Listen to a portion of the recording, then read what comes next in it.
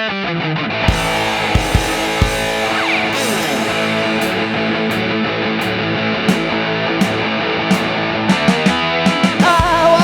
lumped up tonight. Listen to Rob Rossi and RockNRollJuggernaut on the only podcast that I'll hear that won't make me wanna rip off my ears. Oh, the Rock Show, the Rock Show, the Rock Show, the Rock Show, the Rock Show. The Rock Show, oh, I want the Rock Show.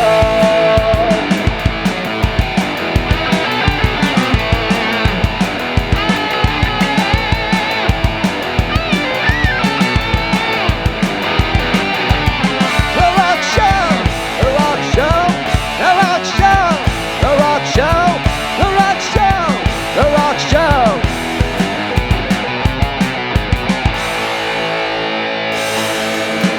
I want the Rock Show. Let's get lumped up. Hey everybody, welcome to episode 188 of the Rock Show. And today we have a special guest and we have a very special show.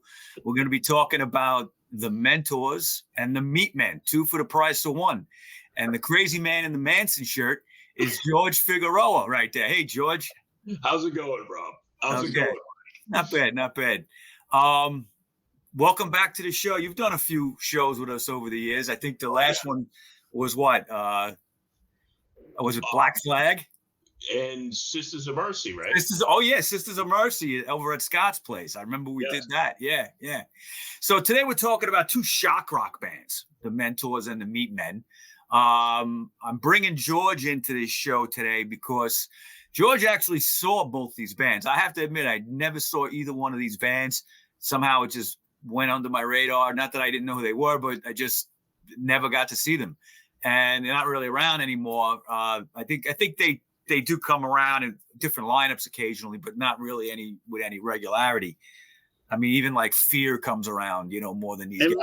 Like, imagine wearing this shirt and people looking at you. Like, oh yeah, I mean, we're going to be talking about the Mentors first, and these guys were just straight up nuts.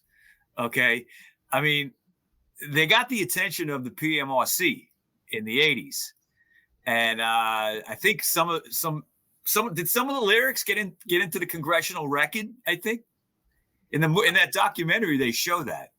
I'm sure it did. I mean, it's like wasn't like El Duce on like Sally Jesse Raphael or one of. I know Gigi was on that. Yeah, I think he was on Jerry Springer. Okay. I'm pretty sure he was on Springer. Now, I'll give a little history of the band, and then George, you could tell us what it was like to see them and stuff like that.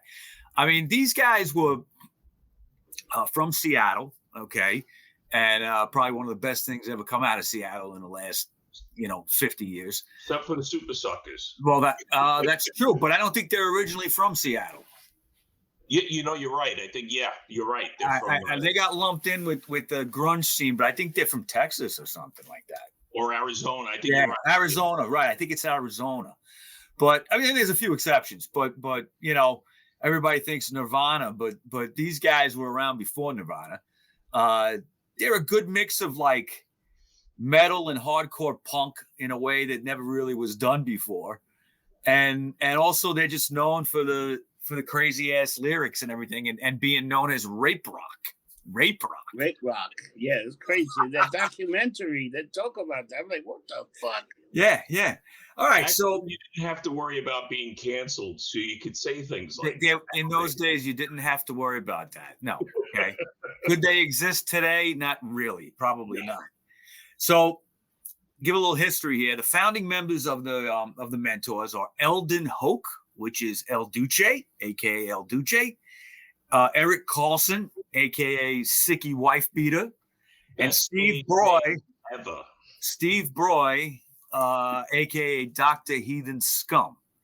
Now, they all went to high school together at Roosevelt High in Seattle, and they began kind of playing together, very crudely with some punk rock and stuff like that, trying to get a band together, very primitive, like Black Sabbath-y kind of metal. when they formed, the Mentors began to tour the Northwest quite a bit. They did a lot of shows with their, well, originally, I don't know if the first show was with hoods on, but they eventually started that whole thing of wearing executioner hoods. And the idea was that El Duce was obsessed with a movie called Mark of the Devil. It's a Mario Bava Italian horror film. And in that movie, there's an executioner hood. I think it's on the poster too, okay, of an executioner. Now, in the early days of the band, they had a hard time getting gigs. So what they would do is they would like call clubs up and say, listen, we're a Kiss cover band. just to get the gig, okay? What Kiss should have been. Right. That would have been Kiss if Peter Criss never left the band. and Ace Frehley, yeah. So what they used to do sometimes also is they would send a tape ahead of time to the club to try to get a gig. And if they said they were a Kiss cover band, they would just like send a Kiss record. It was like exactly the same thing. Be like, yeah, this is us. Right? So one time they actually sent a copy of Deep Purple's live album, okay? A Deep Purple live in Japan album. And they thought it was going to a club, you know, then they were going to call it afterwards. Turned out that the place was a pizza place. It was a pizza parlor. And they ended up when they got there, they played a kid's birthday party. That was great. Yep, that's shown in the documentary. We'll talk about that. That was great. Imagine them singing that song to those little kids and freaking the fucking Mentors show up. Oh my God. The story goes is that they were forced to stop after one song and they paid them their $50 and that was it. Yeah. Whatever. Play one song and get paid for it. Steve Broyd, Dr. Heathen Scum, was kind of in and out of the band in the very early days. They would be substituted once in a while because he was trying to go for a career in engineering. So I'm not sure if that worked out exactly. But other bass players in the beginning when he had to be substituted was Jeff Dahl, who's an amazing, talented guy. He's had a ton of bands on his own. Chris Jacobson, and he was AKA Jack Shit. And Mike Dewey was called Heathen Scum Wesda. I don't know what the fuck that means. Shit. Yeah, Mike Dewey. Can't make this stuff up. No. And why doesn't anybody have band names like this anymore? Stage names. I know. Everybody they come up with stupid stage names now. So now through Mystic Records, the Mentors released their first EP called The Trash Bag in 1983. Their first live album was called Live at the Whiskey / Cathay de Grand. It came out the following year. Both records were produced by Philip Raves. And in 1985, they signed to Death Records, which was a subsidiary of Metal Blade. Okay, so they released their debut studio LP, which I think still holds up as probably their best album. The album You Axed For It. You Axed For It. And Broyd returned on bass to record that record. Now, during this time, Hoke, or El Duce, maintained a very strong public presence, making a lot of controversial appearances here and there, including he went on the Jerry Springer show with the band Gwar, both of them together. And Hoke was, the band was criticized, of course, by Jerry Springer and, didn't exactly go well, but they were on the show together. Yeah, they dogpiled them. Yeah, I mean, remember, like, that used to happen all the time in the 80s. Like, yes, fucking Geraldo would do that. Yeah, well, they get like a real moron audience that would just yell and scream at people. It's funny, too, because the Meatmen toured with Gwar, too. Yes. And I believe Gwar is from the Detroit area, correct? No, I think I am. Well, I don't know if they all are. Was it the one guy that died? And wasn't he from Virginia? Okay, all right. They might be from Virginia, but don't quote me. I'm pretty sure. We need to do a show on Gwar, Rob. What do you think? Yeah, that'd be good. I think we'll do that in the new year. But they're going to be playing the 13th with Negative Approach. I haven't seen them with their new lineup, with the new and all that since the other guy died years back. I haven't seen them in a long I time. don't think they'll let them do all the blood and guts like they used to. It's a lot to clean up. I remember one time at fucking Irving Plaza, man. I managed to get up front, and I regretted that. I got drenched. I got drenched in Jello blood.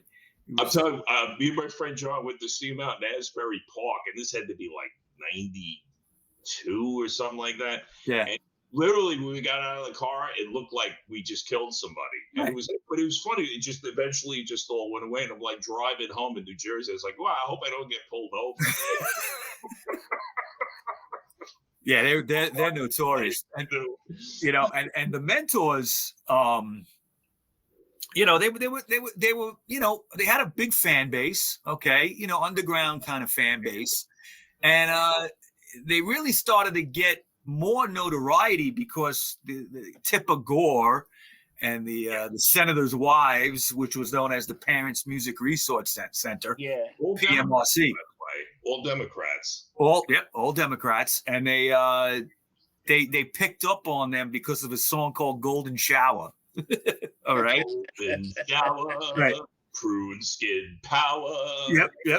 And they actually, when they were discussing this band at the PMRC hearings, they read the lyrics to Golden Showers into the congressional record. They should have just did the beginning of the song because it starts off with the bass line go doom doom doom doom doom doom piss doom doom piss. I mean, they should have just put that in. On your face, I leave the shit tower. I mean, what is that? Poetry. I mean, shit. Everybody, they got so insulted by their lyrics, but the lyrics are just funny. Well, that's If you're 15, That's all they were. They were funny lyrics. They just took them too serious because I think this is the first album that ever came with a label saying "Mark Mature" for mature audience, right? Yeah. Well, eventually they had to have stickers put on them. The PMRC won that for everybody. I mean, it was a crazy time when they were attacking these bands. All they were doing was making them more popular. I mean, how could you not attack the Mentors? How could you not attack Gigi Allen? I mean, that's obviously what they're doing. I mean, that's the whole point. I mean, I don't see what it is. I guess they had nothing else better to do. There was, you mentioned Gigi. I mean, there was a comparison between the two because they're both shock rock. Okay. But the impression I always got with the Mentors is like, they were very tongue in cheek, even though it was really, really nasty, disgusting lyrics sometimes, but it was more funny. Gigi was some serious shit. Well, literal shit. Yes. He was flinging. He was like a crazy monkey in a suit. Right. Throwing his shit at you. But the funny thing is with the Mentors is that they actually were really good musicians. Yes, they were. And they don't get much recognition for that. And when they would play in the studio, you just say, wow, this is, the music sounds great. And then they would hear the lyrics and they'd be like laughing like schoolgirls because it's hilarious. Because it is hilarious. And that's what set them apart. I mean, I don't see how obviously it's a goof album. And I think that's why a lot of people embrace this. Say, hey, these songs are good. Or you bring it to a party and you throw a tape of that in it, people are going to be like, oh, this is great. Hilarious. Yeah. I mean, they were playing to a certain audience. They had their niche, They weren't bothering anybody. It wasn't like, Gigi Allen, you were taking your life in your hands a little bit going to see him. You never knew what the hell he would do. But the Mentors weren't there to, fuck with you. They're just there to play music. It was funny because in the late 80s, I went to California. So I said, I got to go down, I wanted to go to Hollywood and go check out all like the music stores. So I went in there and they had Mentor shirts and they had the one with the 3 hoods and it says Mentor. I was like, oh, this is fucking great. So I bought a Mentor shirt. And then after that, we went to, was it Disneyland? And they had like a Star Wars thing and they would pick people out in the audience. So I jumped up on the stage and I had the Mentor shirt. So it was kind of funny because this one girl goes, wait a minute, is that a Klan shirt? Oh, God. This other guy goes, no, that's the Mentors. They're great. Yeah. I mean, that was the thing. Like, because of the Executioner hoods, people thought it was, Black Hood, which is the exact opposite. Well, that shows you, people who are easily offended don't know anything about history or what. Well, right. They're just looking for anything. There was nothing racist about them at all, or anything trying to be that way or look that way. Now, I want to talk a little more. You're bastard going Florida with that going Disney that way. Traumatize those little bastards. What the hell? I mean, why not? It's funny because when I was talking to the guy, he's like, "Oh, you like the Mentors?" He goes, "Yeah, El Duce was just in here." And I was like, "Really?" Oh my god! Wow, that's my chance. That's funny. That is funny. Now, getting back to the history a little bit is, Broy was briefly replaced by bassists Wayne Daddio, Ed Danke, and Lucinda Rezabek, and her stage name was Scum Bitch. And then also Keith McAdam, who went by the name of Zippy. But then Broy would return to the group again. In 1989, the Mentors released their third album, Sex, Drugs, and Rock and Roll, a fake live record, basically. They just pretended it was live. It wasn't. This album caught the attention. Most albums. Well, yeah, at least they admitted it was fake. This album caught the attention of the band The Revolting Cocks, who put them on tour with them. So you had the Mentors and the Revolting Cocks together. They released the album Rock Bible in 1990 with Rick Lomas, sitting in on drums. To the Max was the next album, and Clark Savage would sometimes fill in for El Duce on drums at live shows. El Duce played drums and sang, Yeah. But by 1990 or so, it was obvious El Duce was extremely lumped up. All right, the guy had a major drinking problem. Oh yeah, and he couldn't play and sing at the same time anymore. So the band said, "Listen, we'll get somebody for the live shows. You could just come up front." Now, band members were doing this to help him, but he just drank more because he was up front. He didn't care. He's like, "Oh, great. Now I have less responsibilities." You know what I mean? Yeah, exactly. So the Mentors remained sporadically active for a while, and then in 1997, he was interviewed for the documentary film Kurt and Courtney. I'm talking about El Duce.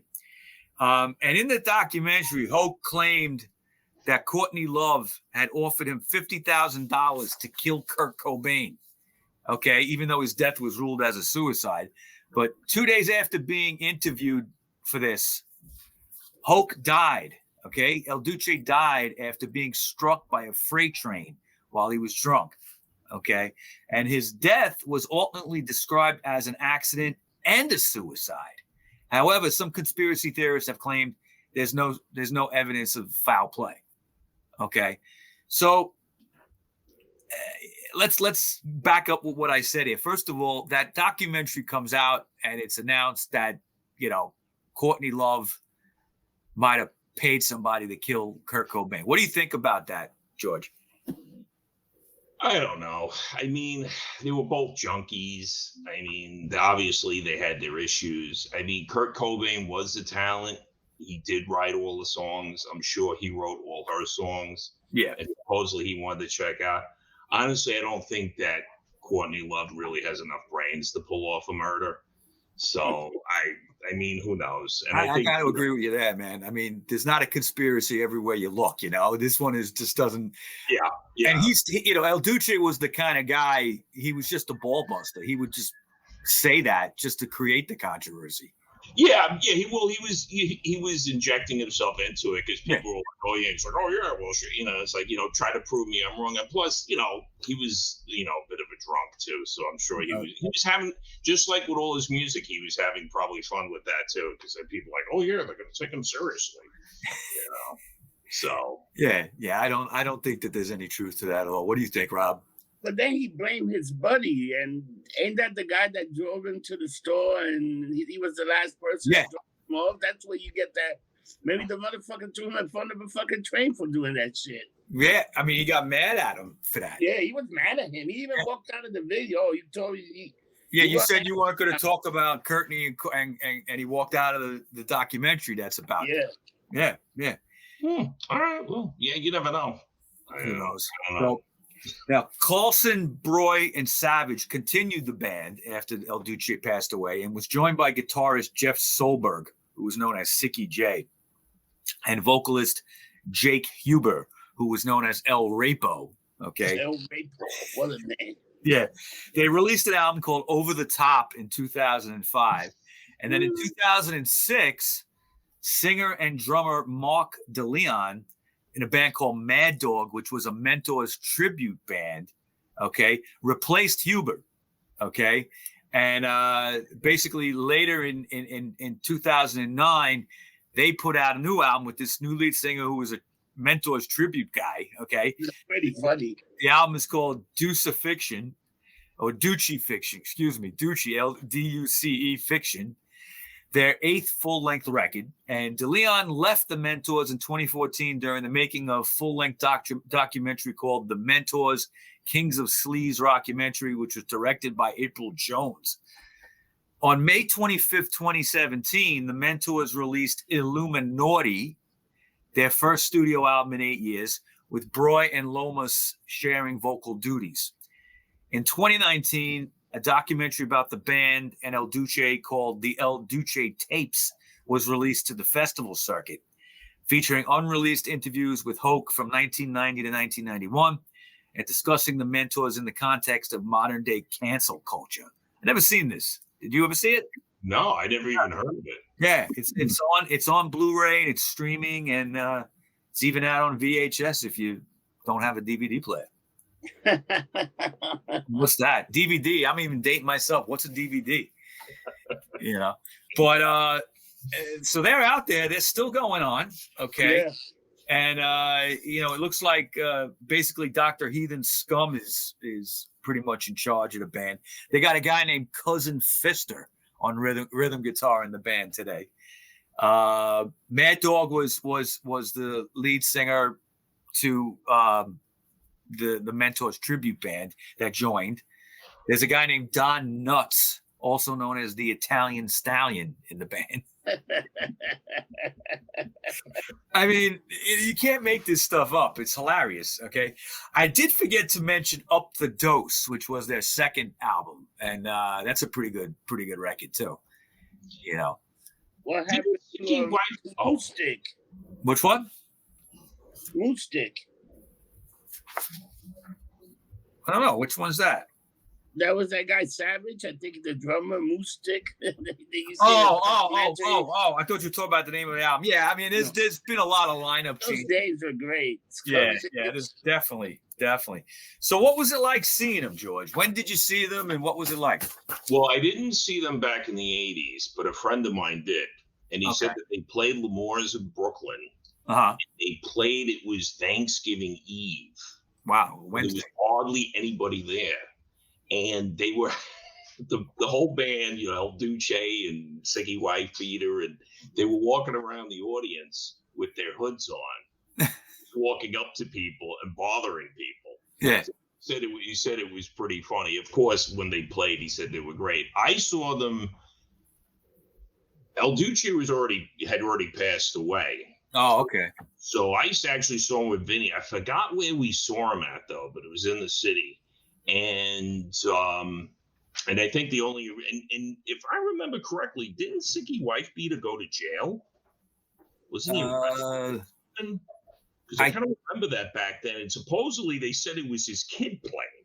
It was son of Siggy. I don't know if that was just another joke or but I do remember that. But of course, you know, seeing them live, like it's not like a band like War, like who you're gonna have blood and guts. They just come out and play their songs, but each song just gets funnier as you go along. And like the hardest part is not to stop, you know, is to not pass out from laughing. Yeah, because it's so fun. And it's just, you know, again, I guess some people lack a sense of humor. That's why they don't understand them. And of course, you know, they come out with the executioner hoods, which I think they did that so people wouldn't recognize them after the show. Yeah, exactly. So nobody kicked their ass for what they did. They just did. I'd be scared of them. Like, these guys are nuts. Oh Yeah, I mean, just the album cover for You asked for it. Okay, it's like the chicks all on their knees, like going up. Now, what we didn't talk about was the term rape rock. Okay, and how I think El Duce was asked in an interview or something like, what is your music? And he's like, it's rape rock. And everybody like took that seriously, like they rape women and stuff like that. And that was on Jerry Springer, I think, where he said. I think he brought it up. Yeah, I think the term already existed, but they brought it up on that show. And then like Gigi Allen got lumped in with that too. Yeah. So then it was, those were like the two bands that everyone talked about. I mean, Gigi Allen was great, but I think the Mentors were just a lot more. They were funnier. Well, they were better musically. And they were and the music is really, really good. You can't, and if you had different lyrics there, you'd be like, oh, wow, what a great band. Yeah. So that's why I think people just didn't understand their antics. I mean, but then again, it's like anything. People in the know are going to like them. And then you're going to have the people like, oh, this isn't serious. I want to listen to Rush. It's like, all right, well, go ahead. I don't think there was much crossover between Rush fans and Mentors fans. Rush makes me cry. Little Red Beretta. I'd rather listen to, something good. Exactly. At least make you laugh. Exactly. All right, so that's the Mentors. Like the 4F Club. How could you not find her, feel her, fuck her, forget her? Not like the 4F Club. Yeah, exactly. I mean, that's what the 4F Club. That's on you. The music, you would like look at that and say, not for nothing. I mean, just coming up with that idea, just the names of the people in the band. I mean, Sicky Wife Beater. Yeah. I mean, that's got to be the funniest stage name ever. That's still makes That's a very good stage name. It is. Hey, what's your name? Sicky Wife Beater. Oh, okay. Oh, okay. Nice to meet you. Nuts. Can't do it today. There's no bands like that. Well, we always have those memories. Here we go. Okay. The Meatmen. Now we're talking. All right. These guys are totally nuts too. All right. Basically, they existed from 1981 to 1988, and then reformed again in the 90s, and again in the 2000s. They came back. They still continue to tour and record. The history of them actually goes back to Michigan, Lansing, Michigan, to be exact, in 1981. The original band, existing with various lineups for approximately 2 years, comprised mostly of Tesco Vee on vocals. His name was Robert Vermeulen. How do you say it, George? I don't know. I think it's Vermeulen or something like that. Guitarist Rich Ramsey, bassist Jim Forgy, and drummer Mr. X. Now, they made their debut with a song called Meatmen Stomp, which appeared on the 1981 7-inch compilation EP called Process of Elimination. It was released in 1981 on Touch and Go Records, which was actually an offshoot of Touch and Go fanzine, which Tesco Vee co-founded in 1979. Now, Tesco's an older dude, right? So he was kind of in like the 70s punk scene a little bit. Yes. Yeah. All right. Yeah, I guess in the Michigan area.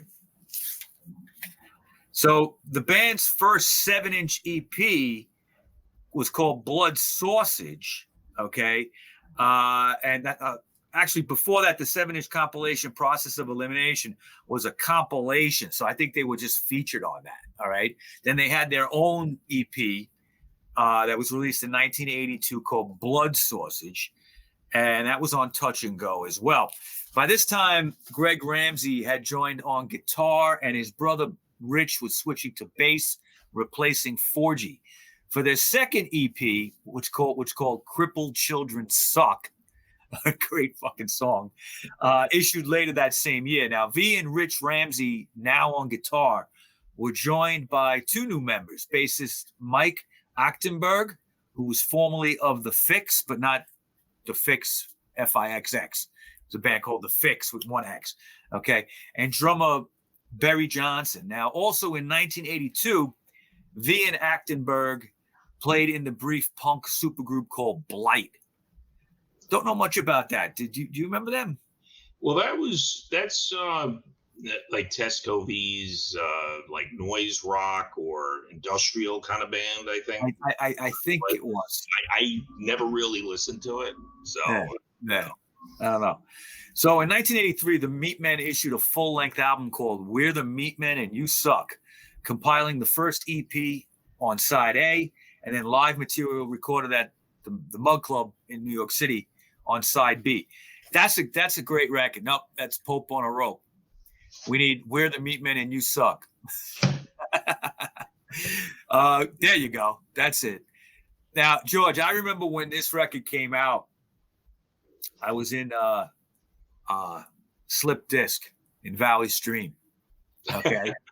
And I see this record there, and I'm like, "Oh, this is what is this?" You know, look at the picture. Just like some little kid drew it. Okay. And it's "We're the Meatmen and You Suck." Like, it just can't be any better than that. All right. So I bought it. I didn't even know who they were. I never heard them before. Okay. And just, fell in love with that record. That's my favorite from them. So Tesco Vee decided to relocate. Tesco Vee decided to relocate from Michigan to Washington, D.C. in the fall of 1983. He dissolved the Crippled Children Suck lineup and assembled a new band, okay, consisting of members of several DC hardcore bands. Now, it was a good move for him to go there. The DC hardcore scene was pretty happening at that time, even though the Bad Brains had come to New York already by that point, but there was still a lot of Minor Threat was out there and all that. V then released in 1984 an EP called Dutch Hercules, credited to Tesco Vee and the Meat Crew, before reforming the Meatmen with a rotating cast of members, including Todd Swalya of Necros and Brian Baker and Lyle Preslar of Minor Threat. During this period, the band changed their approach dramatically to a more heavy metal sound. I kind of remember this is like the War of the Superbikes era, right? Where they were a little more metal than they were punk, Right. What's this shit called love? Right. What's this shit called love? Yep. Now that was released in 1985 on Homestead Records, and it featured obviously Tesco Vee, guitarists Baker and Preslar from Minor Threat, bassist Graham McCulloch, who was once in Negative Approach, and drummer Eric Zelsdorf. For the 1986 follow-up record called RockNRollJuggernaut, that was released on Caroline Records, lead guitarist James Cooper, who later would be in a band called Battalion of Saints, replaced Baker, okay, in that lineup. RockNRollJuggernaut's a good album too. It's the title track is great. I like that song. Now, following a solo Tesco Vee single called Twisted Road, issued in 1987 by Forced Exposure Records under the name The Tesco Vee Experience. It's funny. Caroline Records issued a live Meatmen album called We're the Meatmen and You Still Suck. Just in case you didn't catch it in case you didn't know the first time. Just there you go. Still suck. Now, it featured covers of they covered the song called Razamanaz by Nazareth. Okay. Yes. Nazareth, who did Love Hurts and all that. And then a song called Rebel Rouser by The Sweet, the English glam band. The lineup included Tesco Vee, Preslar, McCulloch, and two new members, which was lead guitarist Stuart Casson and drummer Mark Gooley-Germange. Look at the shirt. This is Bloody Sausage. That's it, Blood Sausage. Yep. Nuts. It's nuts. In the early 90s, V formed the Tesco Vee's Hate Police, backed by guitarists Keith Campbell and Tommy Dog Cohen, bassist Scotty Thorson Slade, and drummer Neil Ekberg. Campbell and Ekberg were also members of the DC punk band Black Market Baby. The group released several EPs and one album called, which was in 1992, called Gonzo Hate Vibe. That was the Tesco Vee's Hate Police. V then released 3 more albums with the Meatmen, including guitarist Norman Voss, bassist Mark Davis, and drummers Mark Glass and Rob Sampietro. In a metal influenced punk style, okay, called Toilet Slave. That's a great album. Okay. Toilet Slave. 1994 on Meat King Records. Now, Pope on a Rope, you put that up before, Rob, came out in 1995. Yeah, there's Toilet Slave. Okay. Look at that album cover. Oh, yeah, the Toilet Slave one is like fantastic. And then War of the Superbikes 2 came out in 1996 on Go-Kart Records. They also released several EPs, including The Drugs and Masturbation with True Grit on the B-side, a split 7-inch with the band Boris the Sprinkler, and College Radio Loser 7-inch EP, both in 1995 and 1996. Sampler Evil in a League with Satan, and then V disbanded the Meatmen in 1996 for a time being. In 2000, Crazy Bastard Records released We're Not the Meatmen, But We Still Suck, a compilation of Meatmen songs covered by various bands. Okay. A reunited 2008 Meatmen lineup included new members Ian, known as the Pit Viper Sugierski on drums, Dave Malash, later of a band called Electric Six on guitar, and Andy, known as Lord Vapid Lucas, on bass. This lineup toured the U.S. through 2009 and performed on that year's Cover the Earth Covers album. I never heard that album. The album of covers by them? Yeah, actually, it's a pretty good album. They even do a Blue Oyster Cult song, ME262, which is kind of a weird song to cover. Yeah, it is. Which you would never think about. And I know, like, one time when I saw them, they kind of came out and they started playing Blue Oyster Cult, and the guitar player had like a little afro wig and like a fake goatee, like Eric Bloom. Right. You know, playing an SG. So kind of like he was going like right down that line. So it was pretty funny. That is funny. This is one thing you probably will never see. I found this from cleaning up. These are a pair of Meatmen shorts. And you see, you got the little guy with the gun. Did you ever wear them, George? I used to fit in them. I don't know if I fit in them now. And on the back it says "Pogo on a Christian." Oh man! So this was beach wear in 1994. This is when people were like, "What the hell's wrong with you?" Yep. Now, George, I didn't know you in 94. I think I first met you around 96, 97. Right. So, you know, back then, George didn't look like El Duce like he does now. Yeah, I know. That's a good thing. Well, George, you look like if El Duce and Gigi had a kid, you know, it would have been you. That's it. Maybe they did have a kid. You never know. Anything's possible. It's true. So in 2010, Tesco Vee recruited members of the Detroit-based stoner rock band called Chapstick. Guitarist Leighton Mann, bassist Danny Dirtbag Gillies, and drummer John Swarthy Bun-Length Franklin. They released the Happy Fucking Easter Asshole EP. Okay, Happy Fucking Easter Asshole, which featured 2 Germs covers on the B-side. And that was released on Record Store Day in 2011. They got involved with Record Store Day. Mann was replaced by guitarist Kevin Hindu Kush Roberts from 2012 to 2016, first appearing on 2013's The Tribute with Two Heads split 7-inch with the band Anti-Scene. In 2014, the Meatmen released a new full-length studio album, Savage Sagas, on Self-Destructo Records. That's basically where we're at with them. They're still around. You know, Tesco Vee comes around. He lives in Michigan, right? He's back there. Well, I think right now, he's pretty much retired, and he just does. He has like a toy store, kind of like at a flea market, like at a you know when they have like little stands in a mall.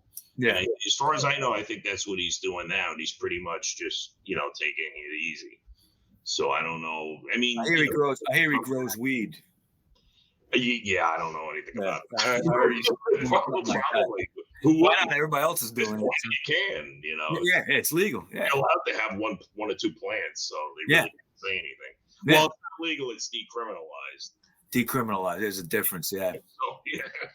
Might as well be legal because everywhere you go, you smell it. Everywhere you go. Yeah. Even the U.S. Open, the players were complaining about the smell of weed. Yep. It's because they were just vaping it in front of everybody. So if you're vaping and it doesn't look like a joint, it means you're not getting high, right? I mean, like, what does that mean? Oh, you're getting high. Of course, you're getting high. oil. Yeah. Well, So you saw the Meatmen a couple of times, right? every time they came to New York or in the New York area, Yeah. I never saw them back in the 80s. So I missed that. I know they did a show at Danceteria, and I'm pretty sure I was still in high school. Mm-hmm.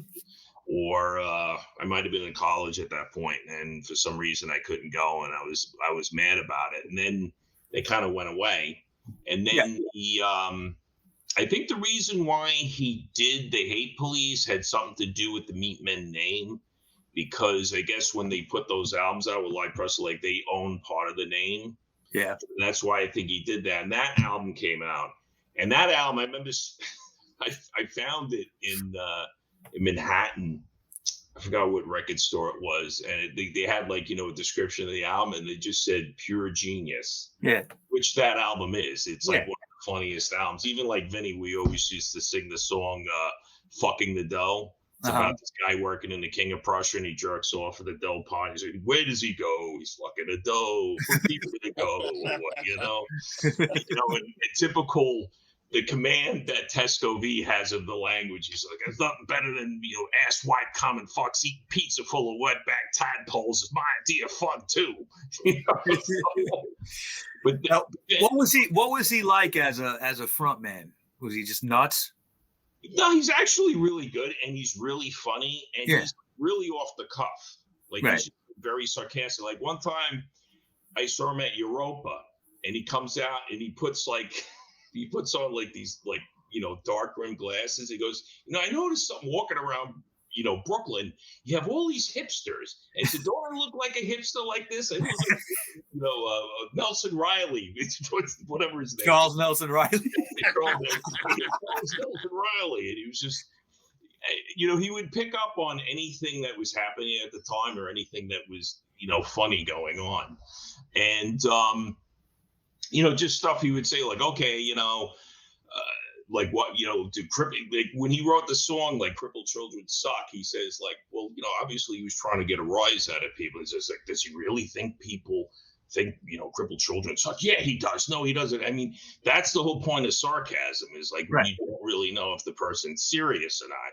Right. And then, "Crippled Children Suck" went into "French People Suck." Yes. He re-released it, and then it became "Camel Jockeys Suck." So he used to do the Suck trilogy, and he put all three of them together. Put it all together in one song. So it was, and he would have like strange costume changes. Like when he would do "Crippled Children Suck," he'd come out with like a race car helmet. Like the retarded kids have, like they bang it. Oh, all right, yeah. And it was like really, really funny. And, like, again, it wasn't for people who have no sense of humor. Well, again, some people just don't get it. They don't see the beauty. Yeah, and, back then in the 80s, there were always people that didn't get it. But now it's like today, people just don't get any kind of sarcasm at all. You got to really... No, anybody under 40, I would say, has. But that's the whole point of sarcasm, right? You get it. Like it's like the term "ween bag." Like Tesco Vee always calls people "ween," but you have to ask what a ween bag is. Obviously, you don't get it. Yeah. Right. That's the whole point. Yes. Yeah. So I mean, again, what are you gonna do? So, and he always throws out like a whole bunch of stuff in the audience. He'll have like like little rags with stuff on it. Like he'll have, one of the best ones he made it into a T-shirt because you have that song "One Down, Three to Go." And right about the Beatles. Yeah, 2 down, 2 to go. And I can't find the shirt. I wish it's got to be around, but it has the picture of the Beatles and 2 of them are skulls. I mean, how could you not love that? Yeah, it's hilarious. And I think also he's coming out with another Throbblehead. Like they have the bobbleheads. Yeah. That was at Agrinox, that company. So now they're coming out with a new one, a new Tesco Vee one. So Tesco Vee bobblehead? Yeah. So he may come around again. You never know. I hope so. Yeah. At least before he dies. Well, you're actually kind of friendly with him, right? You're on like a hello and goodbye basis, right? When you see each other. It's kind of funny because every time I go see him, I just bump into him. So I was like, he's gonna think like I'm some sort of sicko stalker or something. Yeah. And I said, look, I'm not like that. But you do. It's like a little awestruck. You're like, holy shit. Go me. I got all these questions for you. Yeah. Well, maybe he'll see this podcast. It's very possible. You never know. That's funny. No. And if you do, Tesco, and you want to reach out to George, just get in touch with us and we'll connect you. Go hang out with Tesco Vee all day. Well, you know what's funny though? It was actually at a Europa show, and he was behind me, and I was hanging out with a friend of mine. I was like, "Oh yeah, that's the singer." I go, "You want to go meet the singer?" And I said, "Oh, did you take a picture of my friend?" And he goes, "Yeah, George." He goes, "You know him?" I said, "I guess." Maybe. I guess that was when he was like more on Facebook, but I don't think he really goes on Facebook that much anymore. Like, none of us do, because you can't, because you'll get canceled or end up in Facebook jail. So I know about that. I've been in Facebook jail so many freaking times. I'm more careful now, though, to be honest with you. But I mean, when you go to a show, I mean, these are the shirts that they would sell. Yeah. The is that like spoofing Metallica or something right there? Yeah. I mean, this is always a classic too. The guy with the gun. I mean, this is off the Crippled Children's sock. Children's sock cover, yeah. So, but I think the best iteration of the band was on Pope on a Rope. Okay. And that's when, that's a funny thing. That's when they started coming around again. They called something. Right. That was what, 2000 and was that 2008? When was I think that was actually the 90s. 90s, yeah. That was like probably 94, because I was still working in transit, and I would work Sundays, and they would they used to have. That was 95. Pope on a Rope came out. Okay, that's yeah. And they would do shows at the hardcore shows. Were at the Wetlands, which was on Barrack Street. I remember that place. And that was this was like pre-internet, so you would have to find shows out. You'd have to get like the Village Voice. And I was like, oh shit, the Meatmen are playing. Yeah. So I left work and I got there. Right, as soon as I got there, I turned around. Who's behind me? Tesco Vee. It's like, hey, what's up? But the thing is with him, he's actually really, really funny. He used to be a school teacher, so like listen to you, like if you have something intelligent to say, like you're not just like an idiot. Yeah. And it is funny, he'll be like, yeah, that's which is kind of funny, because most people are like, what the hell are you talking about? Yeah. So, well, he pays attention to what you're saying. He gives a shit what you're saying. That's cool. And one of the last times I saw him was at St. Vitus in Brooklyn. Yeah. And it was funny because we got there early, and like I think they just opened the place. And it was funny. We literally walked in behind him. So I was like, I don't want to bother him. Because, I'm not like when these people, hey, hang out. Yeah. So I sat down at the bar, and he was sitting down. And he was like, and he turns around and goes, George, where's it going? He says, I said, I know we're playing New York. I was like, where's George? And he must be like, George, get the fuck out of here. You're a fucking asshole. Now, you said that he wears like the helmet on stage for crippled children. So didn't he wear like a tutu on stage for a while too? That was early on, maybe? That was back when he was with, that was back in the 80s. Yeah.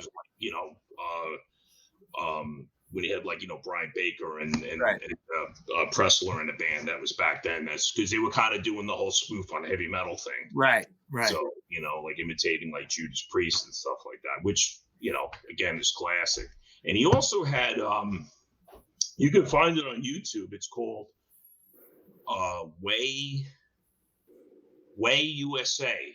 He actually did, I think they only did a few episodes, and it was on MTV. And you can see because it runs with the credits in the beginning, says MTV Networks. And it was kind of like he goes up to like Niagara Falls. I think I remember this. I think I remember this. And it was Tesco Vee going to different places. Right. There's only a couple episodes, right? I think I saw one or two of them. I think there's one in Niagara Falls, and then there's another one I think, with John Waters, which is Yes. Yes. I mean, right up his alley, but I don't think it ever really, caught on or whatever. And it's again, it's Tesco Vee, Meatmen type humor. If you like the Meatmen, you're gonna watch that, you're gonna laugh. Yes. But a lot of people, those who don't know won't get it. I think by the time that got on MTV, everything was shot anyway, basically at that point. Yeah. Well, the funny thing is with MTV, they tried to form more of a top 40 format. Yeah. Like the radio stations were doing, and unless you were like, but they in the beginning they were like actually bringing they would play Duran Duran, and that's what made Duran Duran. Well, they played anybody who had a video. But then after a while they got like a little stale, and then they started doing 120 minutes. Yeah. And then they also did like the heavy metal show. Right. Was it Brian Curry? Headbangers Ball. Headbangers Ball and then that's it. And then because just like anything else in music, you have like certain sections. They never went into hardcore. They never went that far, but they didn't even acknowledge that stuff. And like the most they would play, I can remember like Cro-Mags on Headbangers Ball. We Ought to Know. Really? I'm surprised they did that. No, I do remember that being played on Headbangers Ball a couple of times, but they never really got into the hardcore thing on MTV. I don't know why. There was a whole scene going on. You would think that they would want to. It was just too controversial at the time. Well, the whole thing was like metal kind of opened it up. Bands like Metallica and Slayer and Anthrax kind of opened the door for those bands, but a lot of them never really, or whatever, they just wouldn't play. But then, back then it was like probably not cool to do a video like that because supposedly Kraut, you could find that they had a video, and supposedly that was on when MTV was just starting out because they were willing to play anything. Yeah. If you had a video, they played it. It could be anybody, pretty much. So, and back then, Kraut, they were young. I mean, they were still in their teens. I think the bass player might have been like 20, and the drummer was like 13 or 14, like playing all these songs, writing all these songs. They were like really, really good. And that was, like another band that just kind of, and then, he went off to, what is it? He went to the Cro-Mags. The Cro-Mags, yeah. Yeah. So. I mean, in the 80s, that stuff was still Doug Holland. Yes. Cro-Mags. Right. No, in the 80s, it's just that stuff was too out there for people for the mainstream, MTV really had so many opportunities to stay relevant, had they gotten into that or other things, and they always blew it. You know what I mean? Even when you had shows like 120 minutes, which would play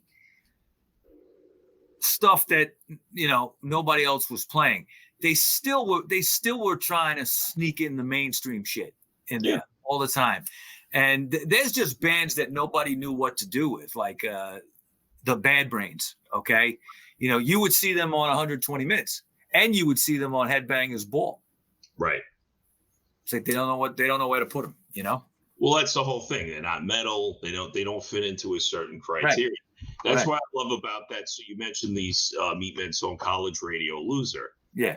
Why that's such a funny song, because he says, everybody's into these one syllable bands like Beck, Swirl, Blur, which is true. Remember that when you had all one syllable bands?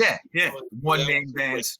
Is they're going to play all these songs and people are going to think I'm way up deep. And the bass player from Supertruck has sex with my girlfriend. And I remember I would listen to this stuff and I'd be like, why is this not like so popular? Because it's hilarious. I mean, how could you not like this? Yeah. Well, they didn't have any major label backing them, promoting, pushing them.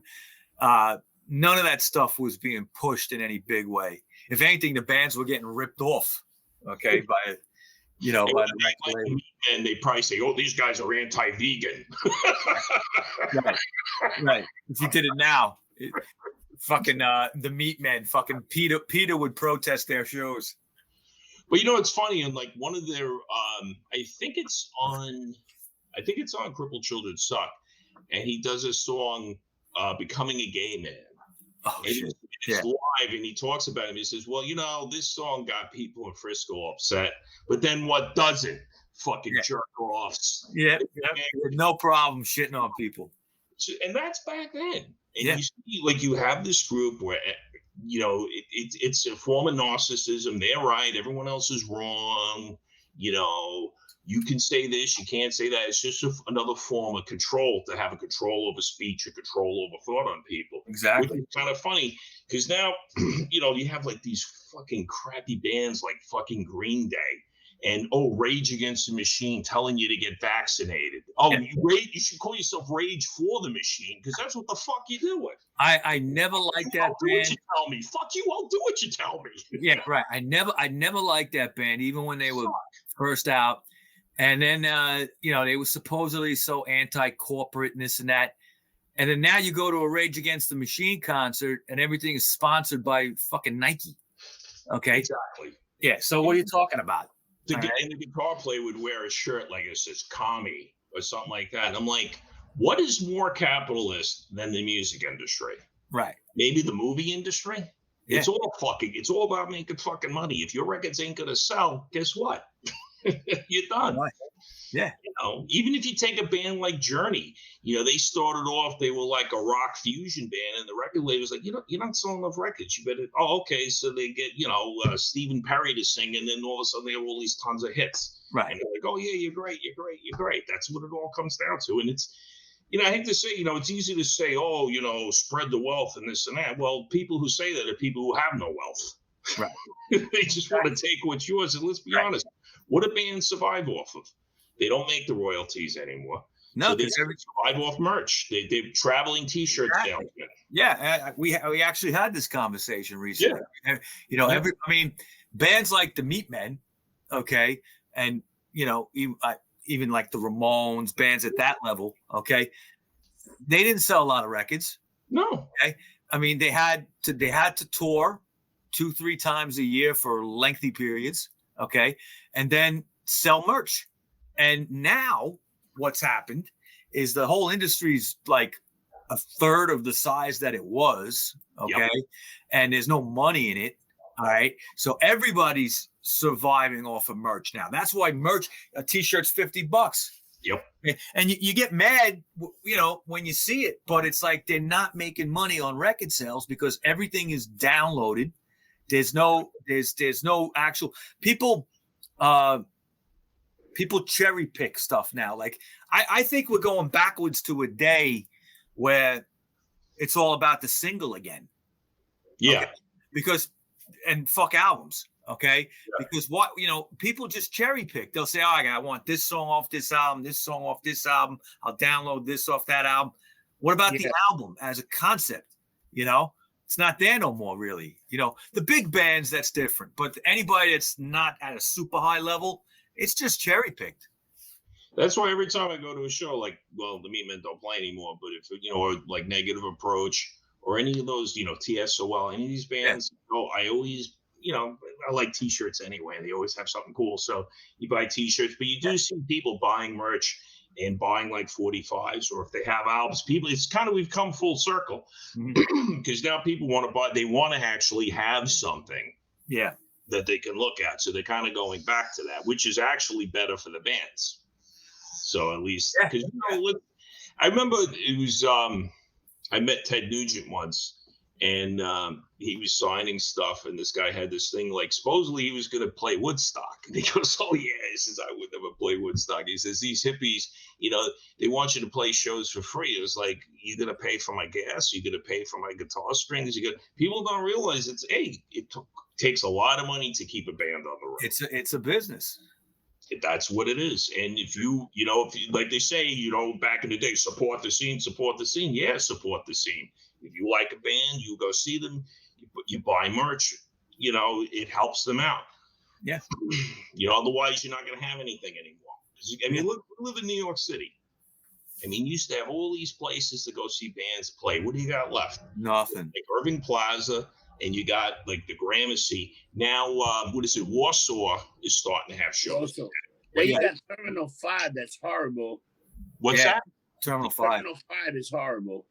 I can't, I don't know what that place is supposed to be because there's like pillars in front. You can't even see the band. Yeah. Like, Yeah, the best place is actually Pier 17 is pretty good to see bands. Yeah, Pier 17 on the roof at South Street Seaport. Oh, I never went to a show. Oh, I saw the Cult there last summer.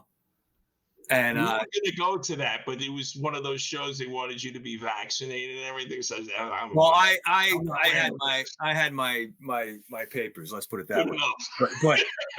But I saw the Pixies there, and I saw Ween not too long ago. Well, me and you, Rob, we saw Social Distortion there a few years back. Yeah, it was about 4 years ago, something like that. Yeah. Yes. Great place for a show. That Cult show, you know who opened up? Do you remember? No. Black Rebel Motorcycle Club. Oh, really? Yeah, they're a good band. They're a very good band. I always like them. The Cult is another band, like when they come around, I try to always go see them. And that for that show, I'm sure they're going to be around again.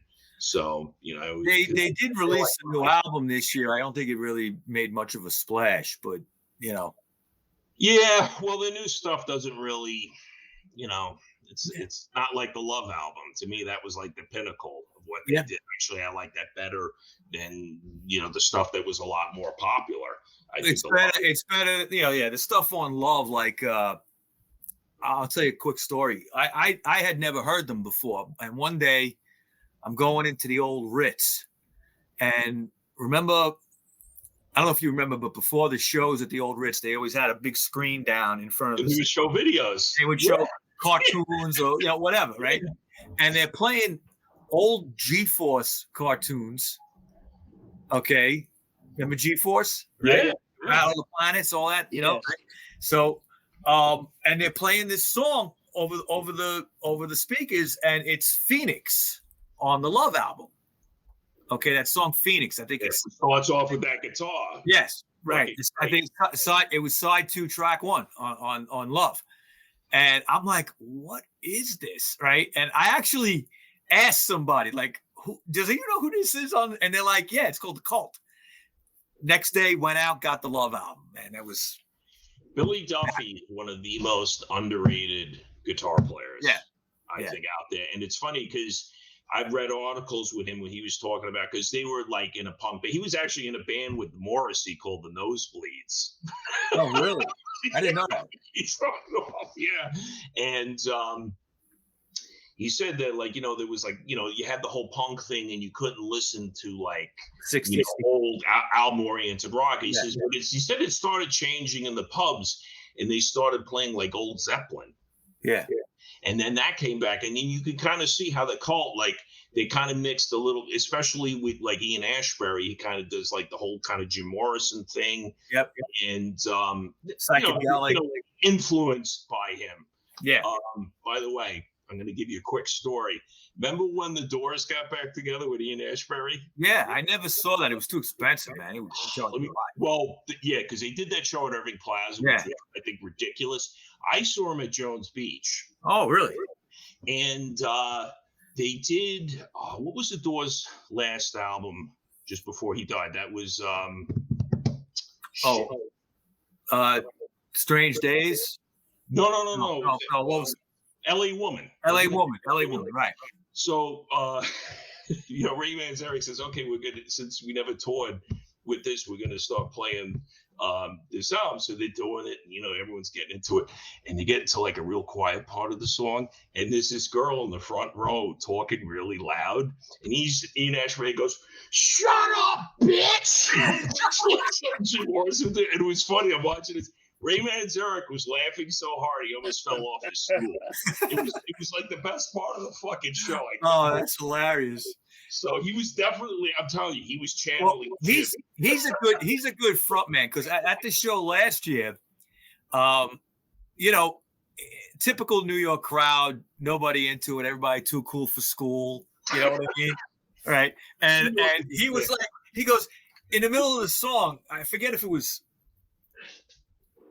I think it was She Sells Sanctuary. I think it was, okay? And that's one of their most famous songs, and everybody's just standing there like, and he's like, "Come on, this is fucking New York City. What the fuck is wrong with you people?" No, he does. He yells at the audience, and it was funny. They did a show at it used to be North 7th. Now it's called the Williamsburg House. The Williamsburg House of Music or something like that. Yeah, I've been there. His set went longer than he was supposed to. He's like, I'm having a good time up here. Come on, people. It's just look, I'm wearing all these fashionable clothes for you. So nuts. But even ABBA. Now, speaking of Tesco Vee, because he has an obsession with ABBA. Yeah. Even they played a show, from my understanding. Well, they actually the royalties that they used to make. They had a new song. Oh, they did. Yeah, only a few months ago. They had a new song, and they made a video for it. Okay, and I'm trying to remember it. I don't think you really see them in the video. Okay, I could be wrong. Forgive me if I'm wrong, but I don't think you see them in the video. And it was okay. I thought it could have been better because I like ABBA. I'm an ABBA fan. I don't care what anybody says. All right. You know who was a huge ABBA fan? How could you not like Super Trooper? You know who was a huge ABBA fan? Two people, actually. Who? Lemmy. Really? From Motorhead, and Joey Ramone. Really? Yes, was a big ABBA fan. Okay. I can totally understand that because being in that age group, and even I remember hearing those songs like AM radio, your parents at a barbecue, you'd be in the back of a station wagon looking out the other window. Right. And all those songs would come on. It was funny, like there was like a Gordon Lightfoot song I got into recently because it was just it brings back all those memories. What, Sundown? Yeah. Actually, there's a lot of good songs. I never, it's like, you hear this, you don't realize who's who, and then you start looking and like, that's the only good thing about YouTube is because you can find all this stuff now. Well, you go down the YouTube rabbit hole, okay? I mean, sometimes, I do that, like, when I'm researching for the podcasts, sometimes I go down these rabbit holes because it's either bands that maybe I don't know a lot about or bands that I love and I just haven't really listened to in a while. And you just kind of, you go down that rabbit hole and you just start finding shit. You're like, wow, I didn't even know this existed. I went into like a Fleetwood Mac phase there on YouTube. I'm very sorry, George. That's very unbecoming of you. You can make fun of all the words. Those songs come on, you know all the words. Well, you're right. I do know all the words to Rhiannon. Okay, I could probably sing that. Okay, this song's about an old Welsh witch. You know what's interesting about Fleetwood Mac? I know we're going way off topic here, but everybody forgets like the Peter Green era. Yes. Okay. Yes. They were a totally different band. I tell anybody that's a big Fleetwood Mac fan, listen to that stuff and tell me if you still like the band. They won't. They won't get it. Too much. And it was very similar to the Eagles too, because when they first started off, it was a very much of a different sound. And then when they brought like Joe Walsh in. Yeah. And then they brought in, who's the guy they hate now? Dan Fogelberg. They all hate him for some reason. Right. But, you look at him and Joe Walsh playing guitar doing it's like fucking awesome. Those two, you can see they both feed off each other when they're playing, which is a hard thing to do because usually guitar players have very big egos. So just having two guitar players together is a great thing. Exactly. Exactly. I don't know how we got into that. Yeah. Well, I go off on tangents. We got to wrap this show up, Mike. We're going a little bit over. All right. Rob's got to go get lumped up. Yeah. I completely understand. All right. I'm going to leave you with one more Meatmen shirt because this one's a funny one, too. And if you're interested in the Meatmen, you can always go to TescoVee.com. All right. Oh, he got support the man. All right. So I want to thank George for coming on the show. Anytime. He's a rock show veteran now. He's been on 3 shows at least. Okay. You've been there since the beginning with us, man. We love you. Cool. Hey, that's you and Tesco Vee. All right. All right.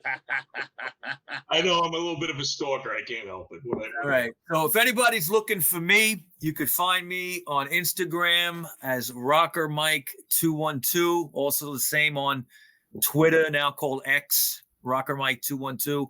I am just Rocker Mike on Clout Hub, MeWe, Getter, True Social, And then I'm most active on Facebook under Rocko Mike, because they won't let me be Rocker Mike. And check out the Rock Show podcast group page. George, I know you're always on there too, looking at stuff that we post, you know. Incognito. I like to be in the background. Yes, you do. And Rob, where can we find you besides the blog? Just look up Getting Lumped Up, and anything link to Getting Lumped Up on X, on Instagram, Facebook, and so on and so on. So it's pretty easy to get me, and it's pretty easy to find me. I work at the International Bar Sunday to Wednesday, 10 to 8 for a good time and some good Bloody Marys.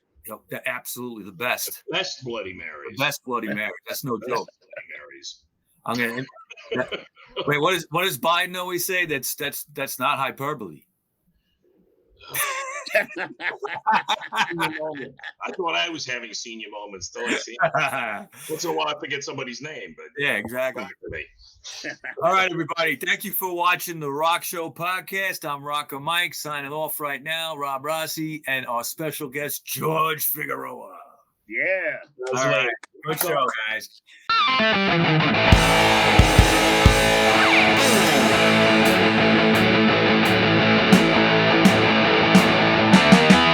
I wanna get lumped up tonight.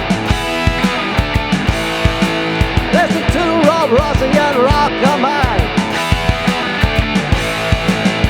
on the only podcast that I'll hear. That won't make me wanna rip off my ear.